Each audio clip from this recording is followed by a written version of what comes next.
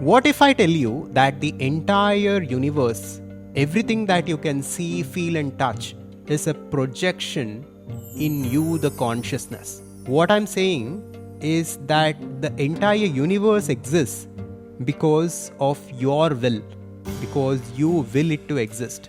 Now, this might sound radical and this might sound strange, but this is the truth that is found in the ancient Tripura Rahasya, a 1,000-year-old revered text of Adhvaitha Vedanta. In this video, we will go deep into the nature of reality to understand how the external world is simply a reflection of your internal states. We will understand how you can begin to literally shape your reality, literally shape the experiences that you go through in this world simply by controlling your internal states and transforming your internal reality. The Advaita channel is about consciousness and conscious creation. Here we explore Vedanta and various other spiritual teachings from ancient India to understand the nature of reality and to consciously create our lives. If you wonder why reality is one way for one person and it is another way for another person, why for one person the world seems to be favorable and whatever they do, it works out for them, and for why someone else, they seem to always struggle and suffer in this world. And if you have wondered about the nature of consciousness and the reality itself, the answers to all this you will find through this video.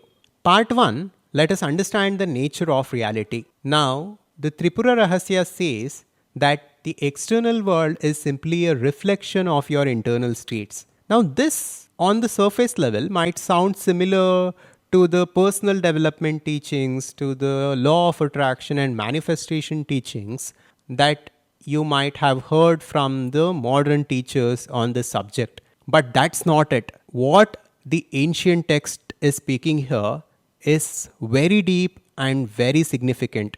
It is not talking about how our thoughts create our reality, but it is saying that the reality literally exists because of you. It is saying that your reality is being literally controlled by your own will. According to this text, the reality is simply a mental image. Now, to delve deeper into this, I will read a few paragraphs from the translation of this ancient text, which is originally in Sanskrit. Now, I'll start reading from the 74th verse of chapter 14 of the Tripura Rahasya. The present creation is the mental product of Brahma or Hiranyagarbha, appointed creator by the will force of the primal being, Sri Tripura. The cognition, you and I, is the essence of any kind of creation. Such cognition is the manifestation of transcendental consciousness. There cannot be any difference, just as there is no difference in space bounded by a pot or not bounded by it. Basically, here the text is saying that the consciousness that you are cannot be different from the consciousness that I am, just like the space which is within a pot is not different from the space which is outside of the pot. The diversities in creation are solely due to the qualifications limiting the consciousness. These qualifications, example body, age, mind, etc., are the mental imagery of the creator consistent with the individual's past merits, that is karma. When the creative will force wears away, there is dissolution and complete undifferentiation results. As for your willpower, it is overpowered by the creators. When that impediment, Maya's veiling, is surmounted by the methods already mentioned, your willpower will also become effective. Time, space, gross creations, etc. appear in it according to the imagery of the agent. A certain period is only one day according to my calculation, whereas it is 12,000 years according to Brahma. The space covered by about 2 miles and a half of Brahma, he is infinite according to me and covers a whole universe. In this way, both are true and untrue at the same time. Similarly, also imagine a hill within you.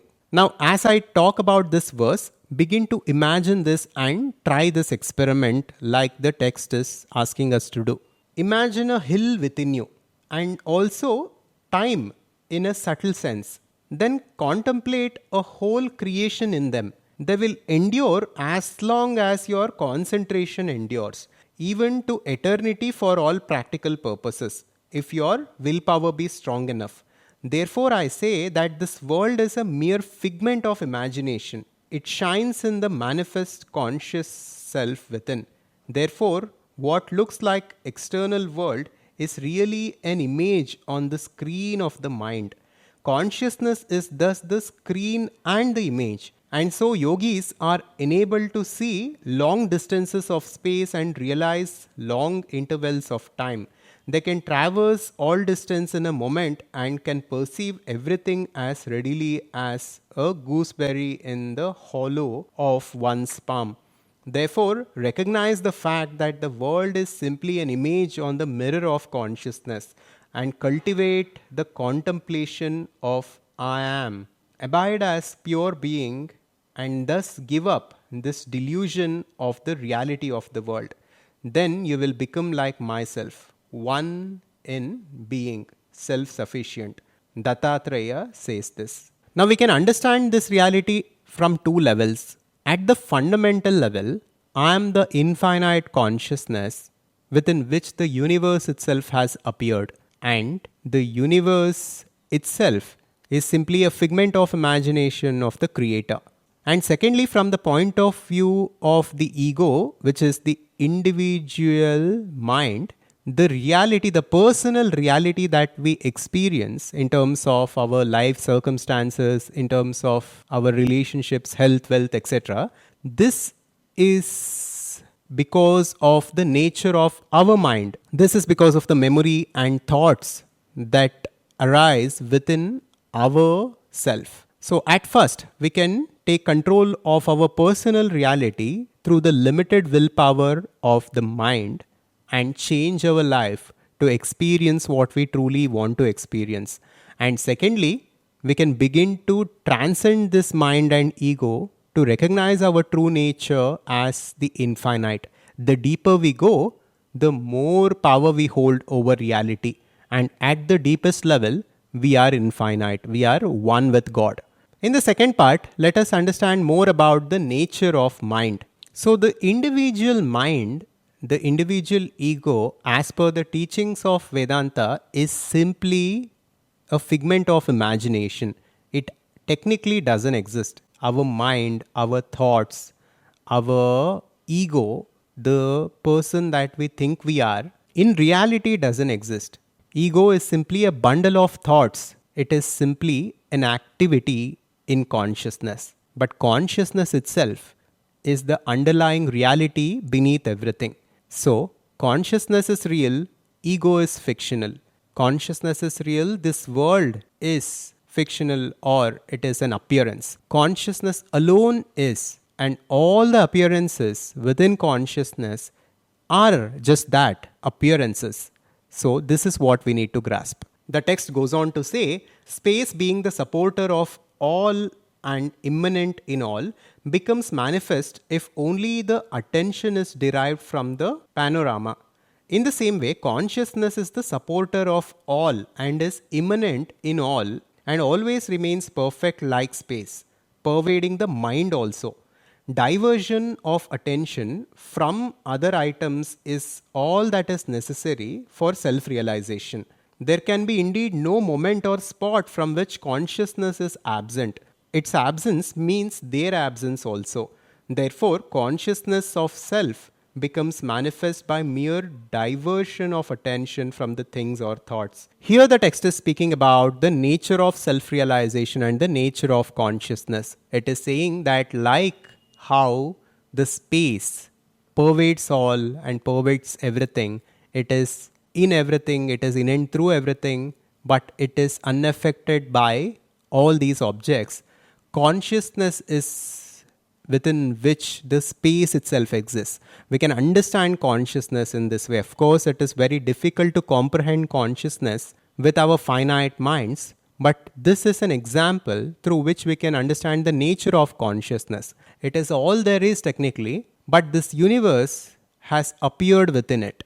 And we right now, because of our identification with mind, are experiencing this reality in this way. Once we disidentify from our mind and once we purify the mind, make it clear, we recognize our true nature and we recognize the true nature of reality itself. We see the same being, the same consciousness everywhere and in everything. With this, let us come to part 3, where we will understand the nature of manifestation. The text goes in great detail about the manifestation of the universe, but we will focus on manifesting our lives the way we truly want to live by understanding these concepts within the text. I will go on to read few more verses of this text regarding manifestation. Again, Rama, a causal desire for emancipation is also vain. Such desire often manifests on learning of magnificence of the emancipated state. It is common to all beings, but never brings about any abiding results. Therefore, a passing desire is worthless. The desire must be strong and abiding in order that it may bear fruit. The effects are in proportion to the intensity and duration of the desire. The desire must be accompanied by efforts for accomplishment of the purpose. Then only will there be concreted effort. So the text here is emphasizing the power of desire and intention when it comes to manifesting the reality that we truly wish to experience. The text is saying that the desire must be strong and abiding, and it must be accompanied with efforts in order to see the fruits. And Tripura Rahasya goes deeper here. It suggests that true manifestation comes not just from desiring, but from aligning with our true nature. The text says, consummation lies in the discernment of the self as distinguished from the non-self. But the text also warns us against getting too caught up in manifesting specific outcomes or gaining supernatural powers. It states that these powers, such as flying in space, etc., are all fragmentary and not worth a particle of self-realization. For this is the unbroken and immortal bliss of the self in which all else is included. So this text is basically telling us that the ultimate goal of human life should be self-realization, where we go deep within and find the source of everything. Find that infinite consciousness, that Satchit Ananda, and that infinite bliss. And it says that any kind of manifestation externally is not permanent. That is why within our community we talk about holistic abundance. It is not about focusing on one particular outcome, one particular person, etc. This is not the right way to live. True spirituality is about embracing life for what it is. It is about going within and finding the source of abundance and fulfillment within us. This should be the goal to each and every one of us. Now, if you want to go deeper into these teachings and if you want to go deeper into conscious creation, then check out our free masterclass, The Conscious Creation Paradigm. Here we cover the 4 pillars of conscious creation and how we can implement this within our life to make it happen.